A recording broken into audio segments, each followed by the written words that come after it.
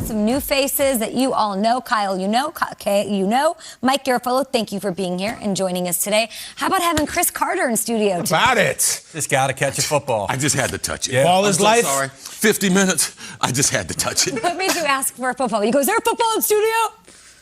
I like having a football around. I mean, this is how I made a lot of money with this thing. You have. I mean, this thing been good to me. Look how big your hands are on that. Yeah. My goodness. That helps the job. It does. That's gorgeous. You're like Andre the Giant. Can you imagine playing with the gloves that they're playing with today, back then? I mean, these gloves are ridiculous today. He's just snuggling that football right now. You know they have the skin-to-skin with the newborn? Like, that's how they bond? I feel like we're having some skin-to-skin time. In college, played with no gloves. Yeah? Got into the pros, that ball started coming. J-Mar Chase, the ball started coming hot. Ball was a little bit bigger. No stripes on it. Oh, I need some gloves for this. Myself and Mike Irvin, both of them. You two enjoy your moment over there. I'm going to talk to Kim Jones. Dude, get a here room. with the lead block. She is at FedEx Field ahead of tonight's action in the NFC East. Kim, I don't know what's going on the show. We're having a lot of fun. We're obviously very excited for what's going to go on right there. FedEx Field, where we will see a taste of what Taylor Heinicke can do. He gets the start, of course. We saw a little bit of that last year. He did his thing up against Tom Brady, did what he could. That defense, of course. Is he ready for this big stage tonight?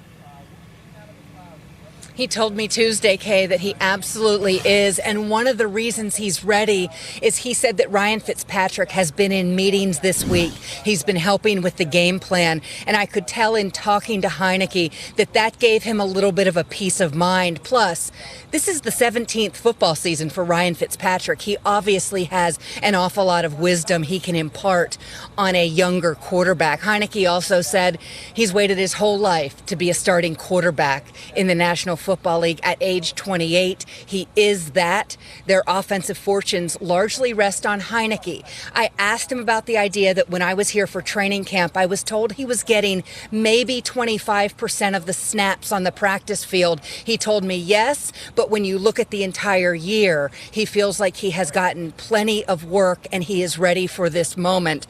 And finally, guys, you know, when you talk to Taylor Heinicke, you have to talk about mobility. He is mobile. When I asked him about that, I thought he gave a very interesting answer. He said that cuts two ways. Yes, I'm mobile. I can get out and I can run it. But I'm much better off getting the ball into the hands of my playmakers. And Washington has a great deal of playmakers that he can indeed utilize tonight against the Giants. Kim, Daniel Jones, another fumble last week against the Broncos. Okay, that's 30 in his career in 28 games. Yep. That's a lot. Yep. What has to change here? How is he going to get this thing fixed? Can he fix it as soon as tonight? And 40 overall turnovers, Mike, in his career. It's an amazing stat because it can be such a fatal flaw for a quarterback. I'm not prognosticating that that's what happens with Daniel Jones, but it's clear he has to stop turning the ball over. And Mike, as you know, and as the panel knows, he keeps saying the same thing. I have to improve. I have to work toward securing the football every single time. Joe Judge told him slide or get out of bounds. And that's advice that we could see from Daniel tonight. But Daniel Jones is not a heart on his sleeve kind of guy. He doesn't open a window to us, to his football soul. I have to believe he understands the gravity of this situation, though. A quarterback can't keep giving the ball away. It's so true. Thank you so much to Kim Jones. We'll see how he does tonight in primetime. Huge game, and it was always going to be a tight NFC East down the stretch, and even to start the season. We talked about it all offseason as well. So thanks to you. A lot of questions about Daniel Jones, not about when he's playing Washington, though. Very successful against this team. Very successful as an undefeated against Washington. Higher completion percentage, passer rating, you name it. A slightly different story against the rest of the league, as you can see. So, Kyle, Daniel Jones and his history against Washington, does it tip the scales for you either way, my friend? Chris, let me see your baby. Give me your baby. Come on, give me it. There we go. Okay. Hey, you ever throw a pass in the league? Absolutely. Complete? Yeah, toss the moss. Touch. Woo! Stop. Find the footage. I think it has to mean something. I do. I'll give it right back to you. Chris, we're going to do a little thing here. Let's do it. I think what we just showed, 4 wins against Washington, 4 wins against everyone else combined. And take the on the field stuff and the X's and O's stuff. just psychologically. I would have to think Daniel Jones is so much more confident. The crazier thing, even the 4 wins, Daniel Jones has never lost a fumble against Washington. Never lost a fumble, and he loses a fumble against everybody. Washington are like his Washington Generals. It actually works. You know that Daniel Jones had a game he threw 5 touchdowns against Washington? I think there's something to that. I think seeing that logo, seeing that team, knowing confidently, I know I can beat these guys. I don't know if I can beat anybody else, but I got these guys. I did not know this stuff about him. I'm learning this morning. And Chris, I remember going to a lot of games at Soldier Field in the early 90s, and I remember your Vikings team went 6 in a row beating Chicago. Yeah. You had to know at some point that, like, we got these guys. We can take out Chicago. I feel like Daniel Jones is maybe feeling that. Only thing gonna stop me in Chicago is the Fog Bowl. We Oh, lost that was Fog the Bowl, best. Philadelphia. Let's not talk about but that. after that, with the Vikings, we come to Chicago with vengeance. Also, nice shopping in Chicago. Guys are in a is. good mood. Downtown, the Water Tower, nice stuff. Water Tower Place, let's go. Right? But for me, Daniel Jones, the most important thing in football is the ball. All right? And if I trust you with this football, anybody touching it, I'm expecting you to protect it. Now, I'm going to tell you guys something I don't tell a lot of people. Okay. I caught a lot of passes in the league.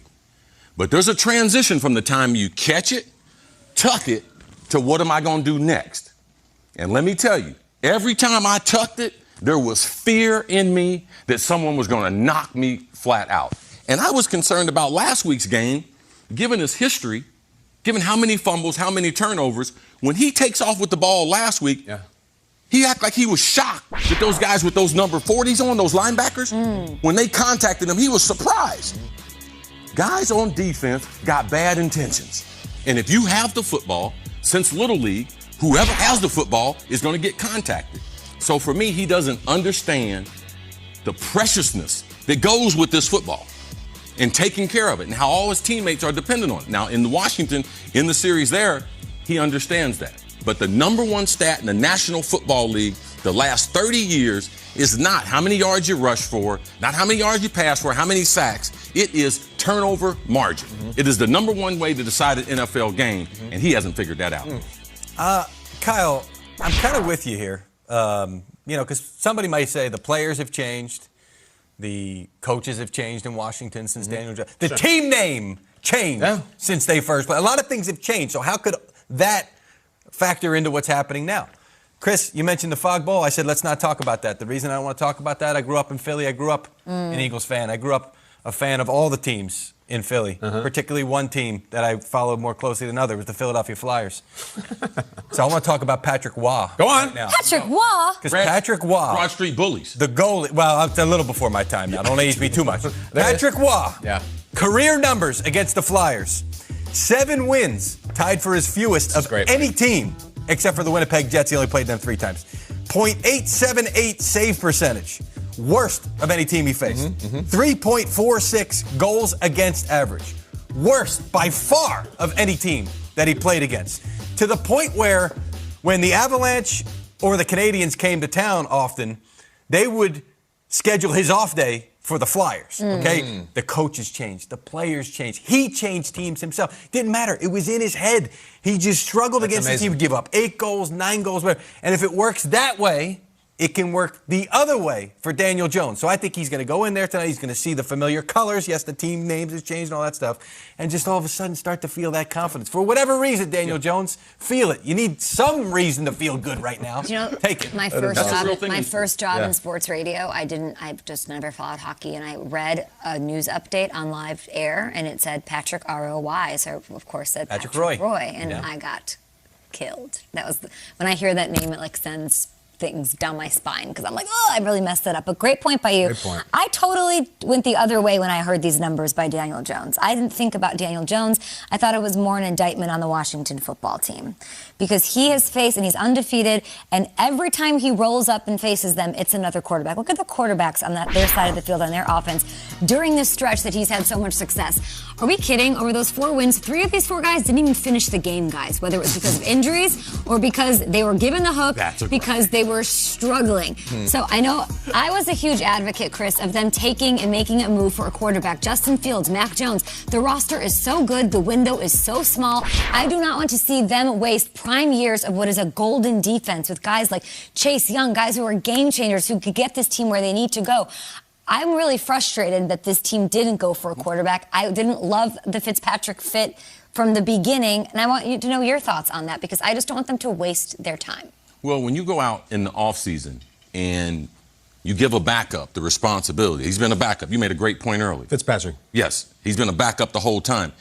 Is that really a solution to what we know is an NFL problem? No, they need to lock up a quarterback. If you don't have a dude under center that's touching that ball 70 times a game, it becomes hard to win. It becomes hard for your fan base to cheer. It becomes hard to look for good reason. You need a guy, and Washington is still in need of that dude. Is it Taylor Heineke? Is that why they didn't make a move? Did they maybe like him? Like, you're more excited about him than you would be for Fitzpatrick. Yeah, and I think Washington got seduced by Fitzpatrick, and I think they bought into the myth that Ryan Fitzpatrick is going to win games for you, and he's shown for 16 years he can't do it. There's something about Heineke that's exciting, but if he's not that guy, Washington cannot just kick the can down the road. I'm getting ready to call Cam because I saw a commercial where they're giving $100 if you take your kids to get vaccinated. Oh, yeah? I'm going to take Cam over. You're going to take Cam, you got $100, get Cam vaccinated. Yeah, take off his hat, get him a haircut and everything, a little makeover.